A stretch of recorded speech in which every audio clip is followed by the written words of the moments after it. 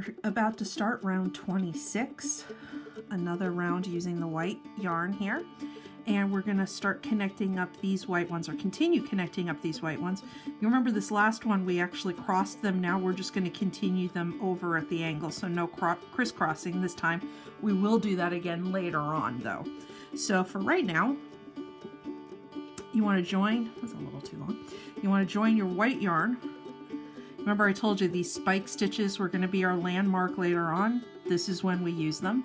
So what you want to do is find any pair of the overlay stitches, these two front posts right here, and you want not the first but the second spike stitch. So we don't want to connect that, we're going to go one round up, so we're going to join in this orange that's right above them.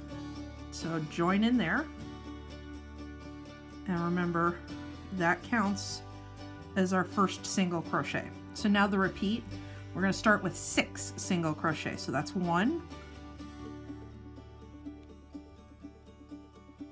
2, 3,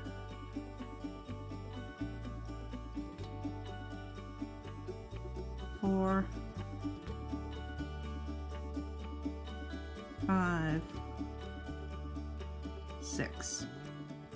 And this is where we're going to put in our front post stitch. So you notice we're coming a lot farther over because I want these to start bending and curving a bit more. So here, instead of a treble, I'm going to do a double treble. So a front post double treble. I need that third yarn over to have enough yarn, and I suspect you will too. So yarn over 3 times, and now complete the stitch. 1, 2, 3. That's where a treble would end, but we have that extra little bit there.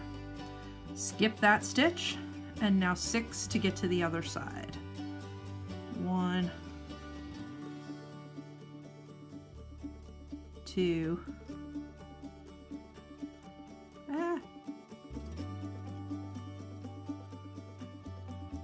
3, 4, 5, and 6.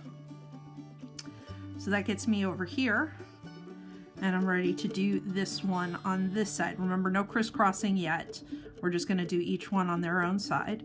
So again, since I'm stretching a bit, I'm going to do a front post double treble, yarn over 3 times around that front post below, and 1, 2, 3, 4. Like I said, with these front post stitches, I tend to twist my work back and forth. If you don't, you don't have to, but if it's something that helps you do it, go for it.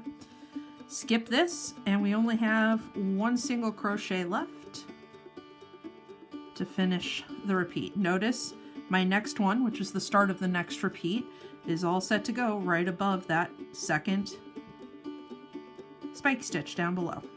So this is our repeat. Notice we're starting to connect these up nicely. Like I said, every round now really adds more and more to the design. It's just fun to do as you go on. So we're going to start above this second spike stitch right here. We have 6 single crochet, a double treble, front post double treble, so yarn over 3 times, skip a stitch, 6 single crochet, another front post double treble on this side, skip a stitch, and then 1 single crochet to finish it out. That's your repeat 6 times all the way around before we move on. We're up to round 27. For this one, we're going to go back to the black yarn, and it's a very straightforward round. In fact, join anywhere you want and single crochet everything. So back loop only as always. I'm going to start over here, I think. Join in, and remember that counts as your first single crochet, and then just keep going. Single crochet all the way around, and I'll meet you for the next one for another textured round. That one's coming up for round 28. So have fun with this simple round, and I'll see you in a bit. Our next round, round 28, is once again just going to be a round of single crochet, but to have some fun with it, I'm bringing in another textured yarn. I love the textured yarns where it just gives it a little pop, and this one is fantastic because it's got a little bit of metallic shine in there too. I don't know how well that's picking up on the camera, but I just really love it here. If you want, you can go ahead and reuse the textured thing you used here if you had one before. You can use a variegated yarn. You can use any color you want, especially sort of a magenta-y purple color really sort of is nice here. I recommend something bright if you got it. But if you can find a textured yarn, and remember, this is definitely bigger if you look at it here than the yarn I've been using for the rest of the project. It's just one round. So long as it's not grossly huge, you don't have to have everything be the same weight. If you can use the same hook with it, it usually works out fine. And again, it's one round. So try it. It's just single crochet around. If you do it and it's looking really awkward because the yarn is such a different size, just rip that one out, try it with a different yarn. But this is a good time to play with your yarn, see what you got, you know, lying around and do something interesting. So join anywhere you want. Single crochet all the way around, and that's it.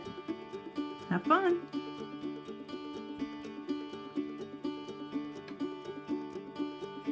That last round, round number 28, may just be single crochet all the way around, but because of the yarn that I used, which is, let's just say, difficult at times, somewhat annoying works too, it probably takes me the longest to get that round done.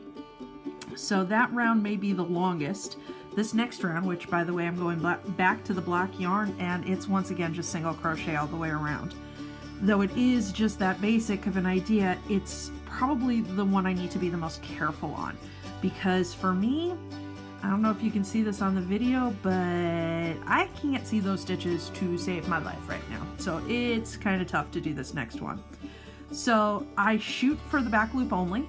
I am sure there are times I get both loops or get some random loop, and there are probably plenty of times I'm going between stitches instead of into the loops of the stitches. But I just need to do my best, and I need to keep it consistent with the ones down here. That's really the key. I want to make sure I have 90 and that they line up with all the work that I have before. So what I tend to do, I'm just going to start here in the middle. I look at a stitch down here, so here's my black stitch. I come up and I know I need something there. So here I found what I'm pretty sure is the back loop. I go ahead and join.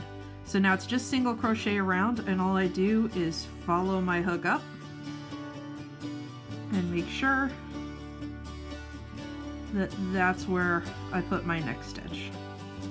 So this will give us something clean to work with for the rounds from here on in. I just want to make sure that they line up with the work I have before, and like I said, this yarn is just so splitty. I got a little of the gold up into it, that works. I just want to try to follow things as best I can, and I want to keep my count so that I know that I have 90 total. So at the end of this, I check my count before I join the ends and before I go ahead and move on to the next round. So black, single crochet, all the way around. If you have a really super textured yarn like I have, just be careful with the stitches and make sure you keep them in line with everything you've done down below. That way we can connect up for the rounds that follow. That's it. That's round 29. Good luck. Okay, so as I had hinted at with the last round, this black one took a little while for me. I do love the way it bookends it, and I do have a nice clean edge to do, but at the end I had 89. I skipped one somewhere along the way. I had to undo about half of it and finish it out to fix that error. So make sure you check the count on that guy. If you're off, you're going to find it in this round when we try to keep the count correct for this one with the front post stitches, but it's better to catch it before you've added another round instead of catching it, you know, a few rounds later. So you want to catch it up front, not later. Sooner is always better. It means you're undoing less work. So we are ready to go ahead and start this next round, round 30. We're going to go with the white yarn and continue connecting up these guys, getting them closer and closer together. In fact, we're going to get very close here. So we are going to start with a pair of the ones from back here. I have no landmarks in these 3 rounds, so I'm actually going to start with these ones and work my way up. So I want to do the left-hand one. So of any pair, grab the left-hand one. So here it is. And I'm going to follow it up. Here's 1, here's 2, here's 3. and go with the stitch that's above it. Now you'll notice the stitches do tend to slide a bit to the right. That's just because of the nature. They are always a little bit, you know, off. So if you follow it up, this is the one I want. Again, you know, if you're off by a little bit, it's not going to make a huge difference. One stitch here or there usually doesn't mess things up too badly, but you want to be as close to here as possible. So we are going to start with 3 single crochet. That's my first one where I joined. Now 2 and 3.